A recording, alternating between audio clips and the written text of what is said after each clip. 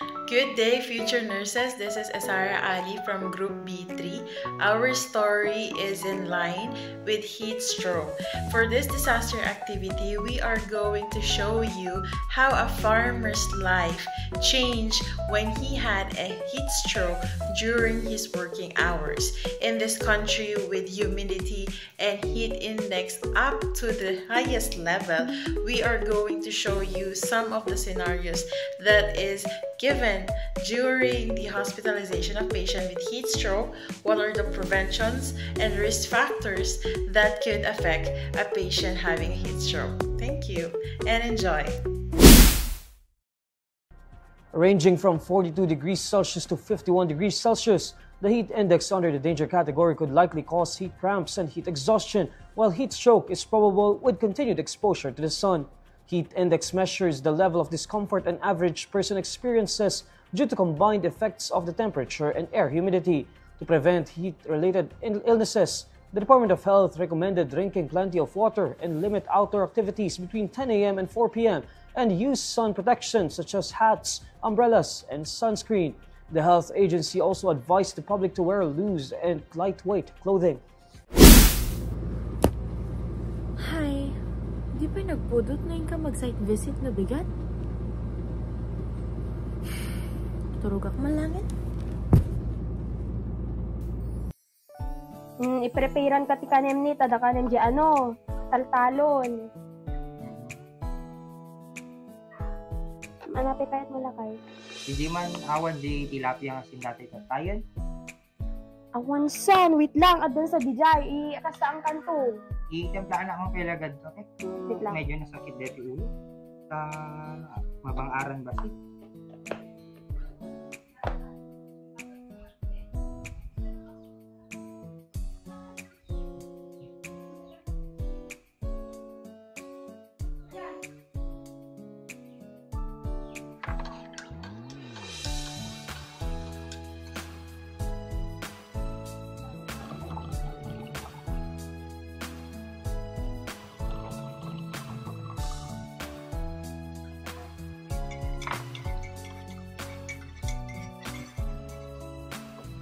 Rete kape mo nilakay. Thank you. In-preparean kape ti danon mo ata, dati di inumom nga mapantaltalon. Kat na pudot tatta. Anapi kayat mo, nga si daon. So, alam mga rodeta, pag yan na. Urig sakit to ulon, mapalatataltalon, isupay nga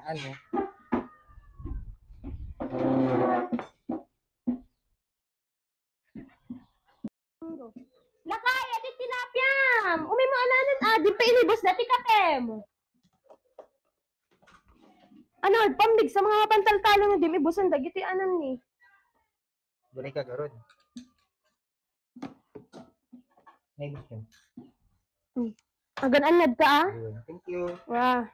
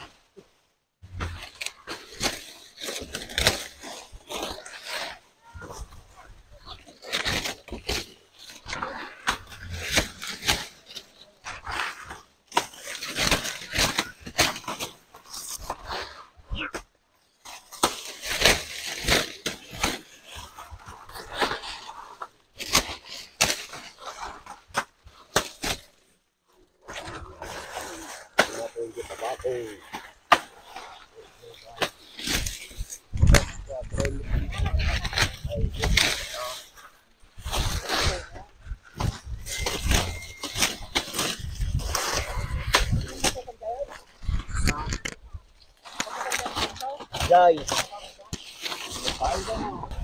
Woo!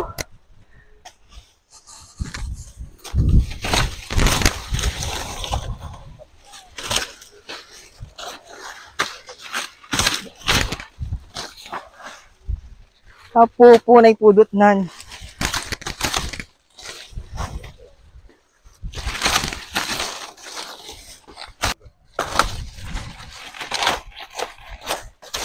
Diyos ko, nakabarbara. Ano tayo? Sakit mo din. Kaya pa siguro dito.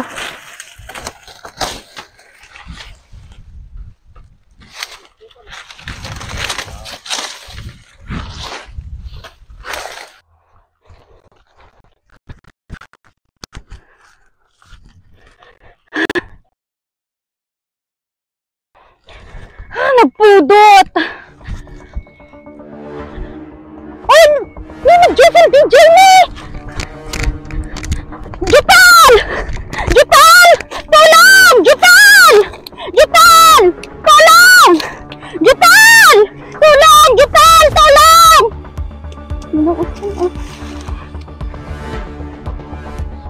Ay, dito yung bagbagada nga nagtikag. Winsa? Uy! Yun Jay! Dan, sakitan!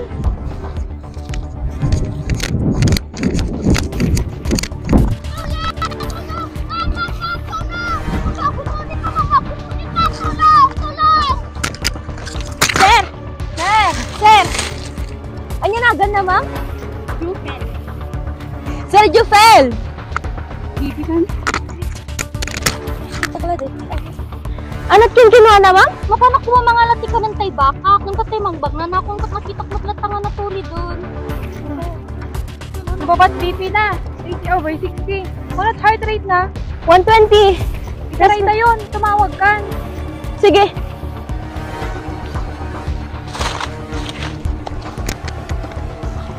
Manang! Manang! Itaray tayo ng hospital! Vijay Manang! Vijay niya!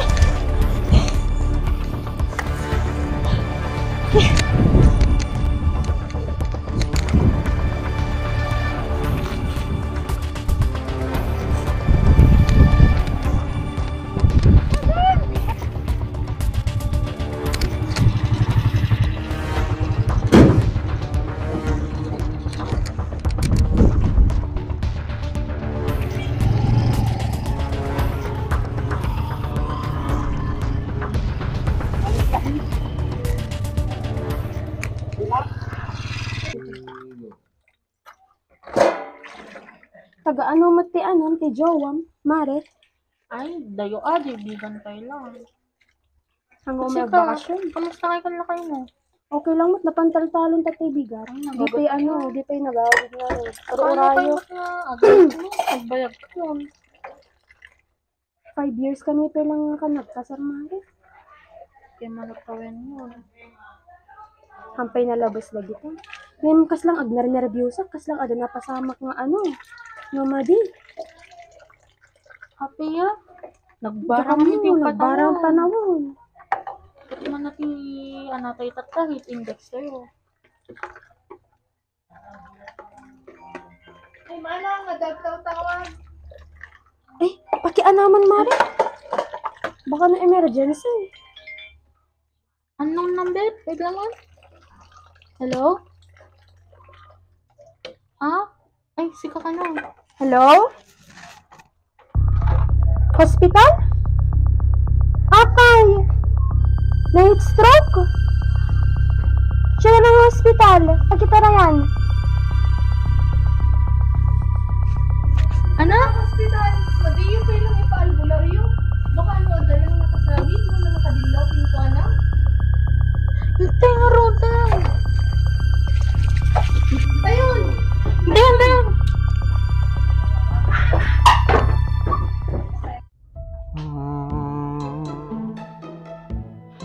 Siya strong siya.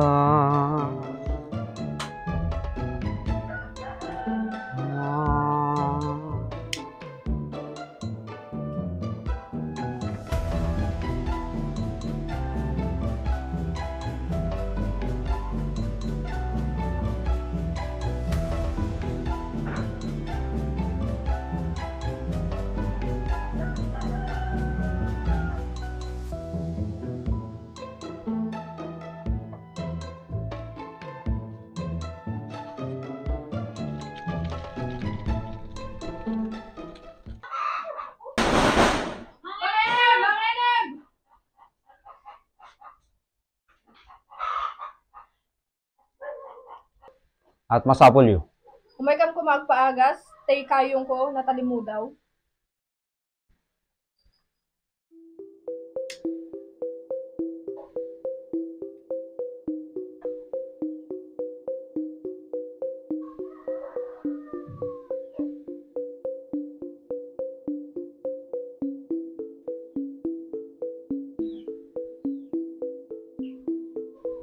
Di taltalon. Di ka maisaan na nadalapos ng mataltalapos.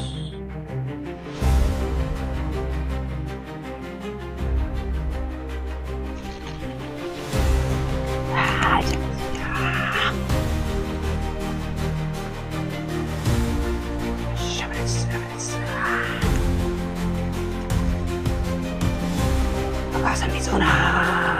Agasan! Agasan!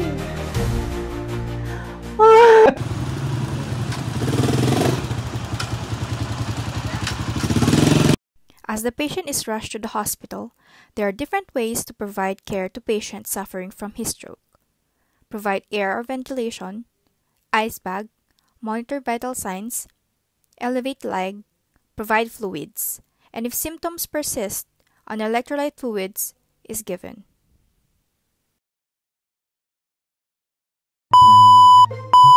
Tolong! Tolong! Jepang! Tolong, Jepang!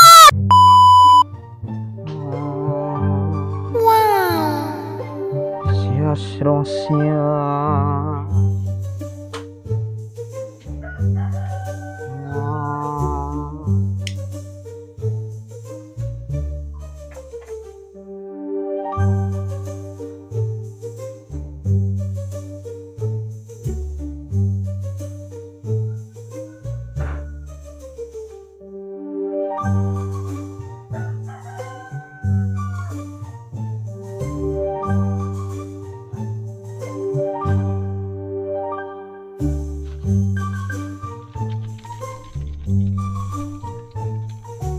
Ayutin.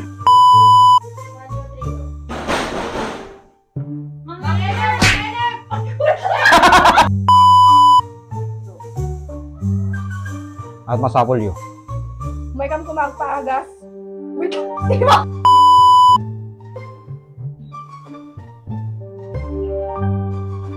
Di taltalon.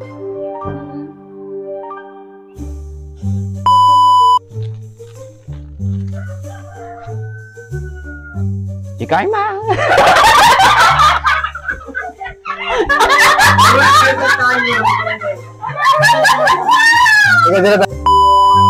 One, two, three.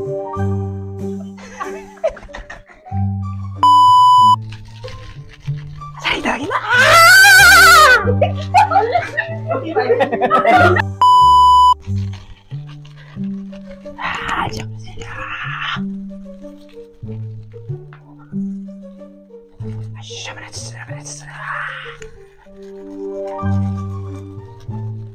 Agasan Mizuna! Agasan! Agasan!